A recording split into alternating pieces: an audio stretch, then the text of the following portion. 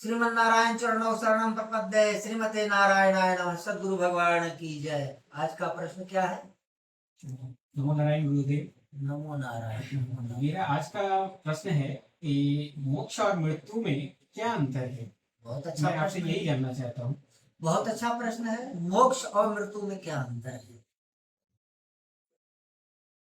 हर जीव की मृत्यु होती है। मृत्यु अर्थात शरीर का त्याग करना। इसके बाद मोक्ष आता है।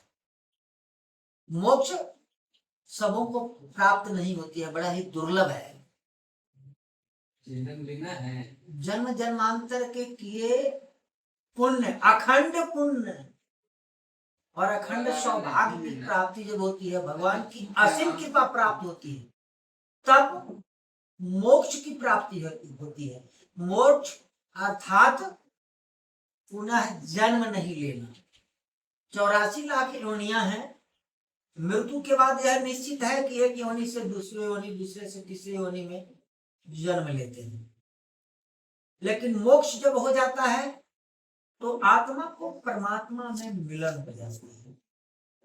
और जब परमात्मा युग युगांतर में जब अवतरित लेते हैं तो जो मोक्ष प्राप्त होते हैं वह सभी गण के रूप में इस संसार में उनके साथ अवतरित होते हैं और उनके द्वारा निर्धारित लीलाओं को पात्र के रूप में वो करते हैं और पुनः उनके लोक को प्राप्त करते हैं। मोक्ष अर्थात देवलोक को प्राप्त करना।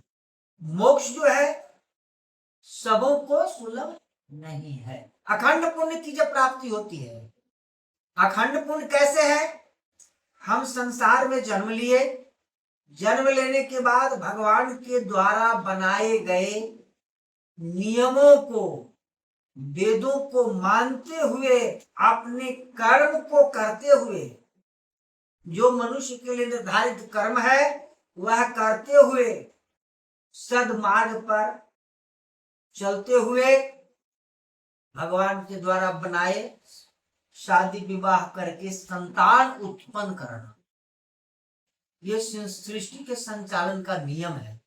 और उसके बाद घर गृहस्थी, परिवार, समाज को देखते हुए, भगवान को हृदय में धारण करते हुए, भगवान के स्मरण में लगे रहना, यही मोक्ष है। साधु संत महात्माओं को मोक्ष की प्राप्ति सुलभ नहीं है। मेरे मत से अगर कोई महात्मा बन गए, माँ और बाप को त्याग करके साधु बन गए, तो अपने कर्तव्य का पालन उन्होंने नहीं किया। शादी हो गई, पत्नी का त्याग करके संत महात्मा बन गए, तो वह भी एक पाप लगा। संतान उत्पन्न हो गया और पत्नी, संतान, माता पिता को छोड़ करके साधु संत महात्मा बन गए, उन्हें भी मोक्ष के अधिकारी को नहीं है। हाँ, मुक्ति उन्हें मिल जाएगी। मनुष्य तन को त्याग करके सदमार्ग पर चल करके और पुनः उन्हें ऐश्वर्यवान, विद्वान, धनाढ्य, ज्ञानी के रूप में उनके घर में वो जन्म लेंगे, सद्विचार, सद्भावना को लेकर के चलेंगे। यही मोक्ष है। मोक्ष जो है गृहस्थों के लिए, जो सतमार्ग पर, सनातन धर्म के मार्ग पर जो चलते हैं, उन्हें मोक्ष की प्राप्ति। नमो नारायण।